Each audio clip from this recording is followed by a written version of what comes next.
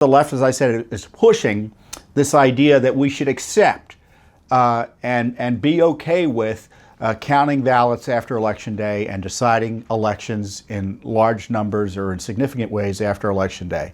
And, you know, that's a political talking point.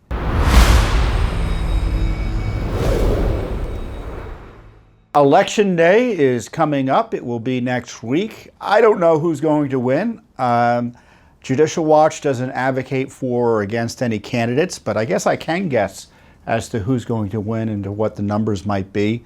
Put below what you think is going to happen on Tuesday. I suspect my current guess is, and it's just barely educated, is that it's going to be 54-54. I think there's going to be 54 Republicans in the Senate, and I think in the House, picking a number, I think 54 is probably a reasonable guess as to how many seats the Republicans are going to pick up. But we'll see, and it doesn't mean that you shouldn't vote one way or another. If you're a Republican, be sure to vote. If you're a Democrat, be sure to vote, if you choose to vote. And you also, in my view, should, at this late stage, you should really think about voting in person. If you can't do that and you want to take advantage of any options to not vote in person, you need to check with the state rules and see what you're able to do. But of course, this is part of the big debate, isn't it? It's about voting in person versus voting early and having all these massive efforts to have people vote by mail. And many, many Americans have voted by mail, including voting by mail as far back as 45 days before the election. And the big debate is, should elections be decided on Election Day, or should they be decided as the result of counting after Election Day? And election experts have raised questions about the practice of counting after Election Day.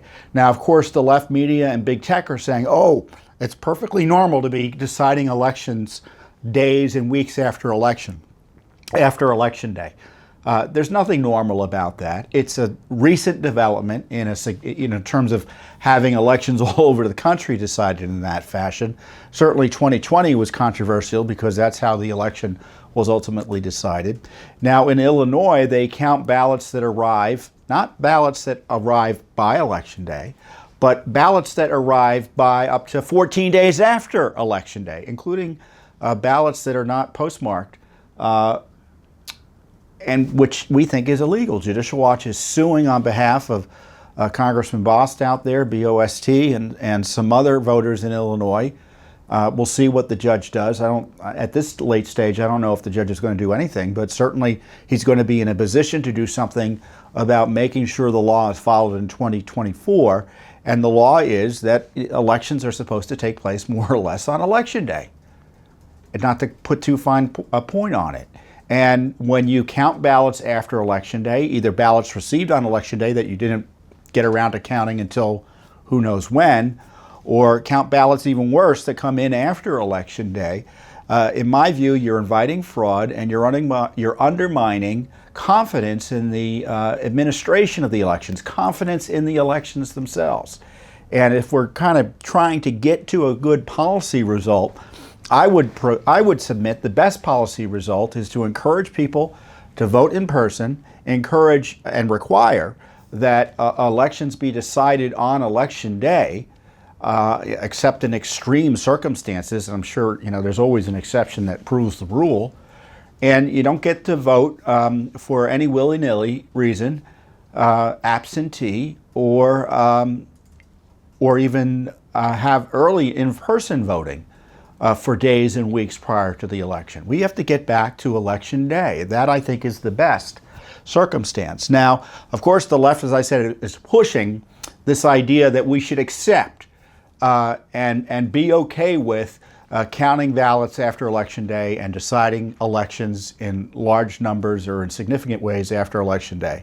And that's a political talking point. That is a partisan talking point. It's an ideological talking point. And so when they tell you you're supposed to accept it, as President Biden was doing this week, Twitter is also suppressing criticism of such activity or such criticism of vote counting after Election Day. I mean, I noted in Brazil, which just had a big election, they figured out Brazil's a pretty darn big country, right? It's what, nearly as big as the United States, 250 million people. So the point is, they figured out who won on election night. France figured out who won on election night. And prior to 2020, we used to figure out who won on election night, certainly at the presidential level.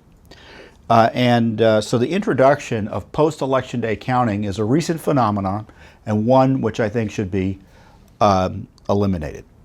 But my thinking is still the elections are going to go, and the kind of the way the elections, the polls are showing, and the polls tend to, in my view, undercount support for Republicans.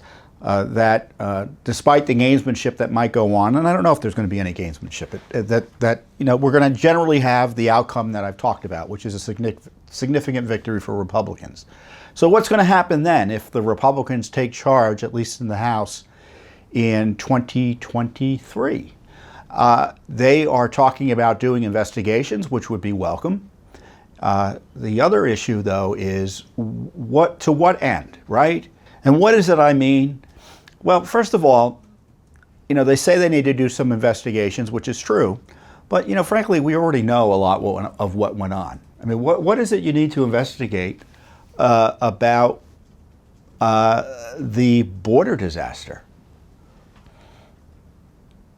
They could spend 2 years investigating the border disaster, and we'd have another 5 million people walk across the border. It might be, so that's my way of saying they need to hold people accountable, because they have more than enough to begin investigations or impeachments of officials involved in misconduct requiring impeachment, or where impeachment would be an appropriate response. Well, what more do we need to know about the Justice Department and the FBI before we take steps to hold those agencies accountable and individuals within those agencies accountable? What more do we need to know about, for instance, the illegal loan program or loan forgiveness program that Biden is pushing, spending $500 billion without congressional authorization, which is illicit and illegal? So figure out who made those decisions and hold them accountable. So I want there to be investigations by Congress. Let's be clear, though. The current let's put it this way, the likely House leadership isn't going to be as keen on investigations or impeachment or doing anything aggressive as Judicial Watch would be. I mean, that's been the reality for decades, and I don't see it changing next year. So if you want Congress to be aggressive in terms of accountability and transparency, you need to let your newly elected members of Congress know directly. But you should be supporting Judicial Watch as well, because Judicial Watch in the past has provided leadership for Congress as to where to look and how to look. And we plan to do that again. We wanted to provide leadership even for the Democratic Congress, but they don't care about what we think, because they had a very different agenda unfortunately, than protecting the rule of law. And you may say, well, of course they would. Well, that's not always the case. I mean, way back in the day, back when Nancy Pelosi took over Congress in, I guess it was 2010, right? We worked with Nancy Pelosi's office on strengthening oversight in the ethics process on Capitol Hill in the House. So, it's not like we're unwilling to work with folks that you'd be surprised about, like left-wing Democrats. Believe it or not, there are some leftists out there, and liberals, I guess is the better way of putting it, who don't like government corruption.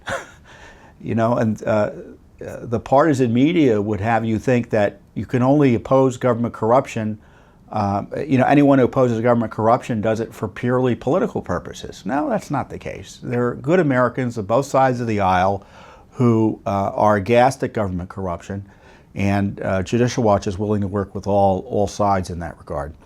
But that being said, the Republicans are at least willing at least some of them are willing to take some more aggressive steps, and we'll work with them where we can. But we're going to keep on doing our own thing. Because, look, if I trusted Congress to get to the bottom of everything in terms of what needs to be done in terms of oversight, we'd shut Judicial Watch down. So I don't think we're going to shut Judicial Watch down. And I suspect we're going to have a lot of work to do and a lot of leadership to show this next Congress when it comes in. So election integrity, before I go, I want to remind you that if there's anything that you see happening at the polling place or in the election process that you have concerns about, I encourage you, A, to report it to the responsible officials, either at the polling place or locally. Call your state election hotline and send a detailed email to Judicial Watch at electionlaw@judicialwatch.org, electionlaw@judicialwatch.org. I think we'll probably put up a graphic that will show you. Now, don't confront other voters if you think they're up to no good. That's not your job. It's the job of the police or the local election officials, or call your state election officials if you're not getting any response that you think appropriate from your local folks. But don't take the law into your own hands here. You report what you see to local officials, the responsible government officials, and then you call Judicial Watch. So it's pretty simple. But don't start confronting voters, because you may think something's going wrong and nothing's going wrong, and you end up causing a confrontation at a polling place that ends badly. So be careful there. And of course, the left would just love that. For people who are, concerned about fraud, to get into back and forth with voters at the polling places. That would be terrible. So don't do that. So Judicial Watch obviously wants to know if there's any corruption on Election Day. But separately, as I've talked about before, we have several pieces of litigation in federal court designed to make elections cleaner and more honest. We have, as I've talked about, this Illinois case, and plus we have 3 federal cases in Pennsylvania, Colorado, and New York to clean up the election rolls. So, and I can guarantee you the election rolls in all 3 of those states are a little bit cleaner as a result of our filing the lawsuits, New York this year, Colorado and Pennsylvania last year. And so we expect, as the cases conclude, and I think they eventually will conclude, we're going to have good news in terms of having cleaner rolls in all of those states. But it's an ongoing process. I may not like vote by mail, but the reality is it's still out there, and a lot of states do it. And if you've got dirty voting rolls, vote by mail is all the worse. As I've said before, dirty voting rolls can mean dirty elections. And it's bad enough when people are voting in person and, maybe they're not eligible to vote, no one's checking ID, who knows what's going on. But when you're mailing, all the checks of people voting in person, people don't like to commit crimes in person. It's a lot easier for fraud to take place when the rolls are dirty, and it just provides opportunities for skullduggery. And so that's why we need cleaner election rolls, and that's why it's important to support Judicial Watch, because there's no one doing more to ensure that the election rolls are clean. Certainly the Justice Department under Joe Biden is completely AWOL on this, and things weren't much better under Bill Barr or Jeff Sessions previously. So it's up to Judicial Watch to come in and do this basic work to clean up the election rolls. So they're already cleaner for this election, and they will be cleaner for 2024 as a result of our work. Thanks for watching. Don't forget to hit that subscribe button and like our video down below.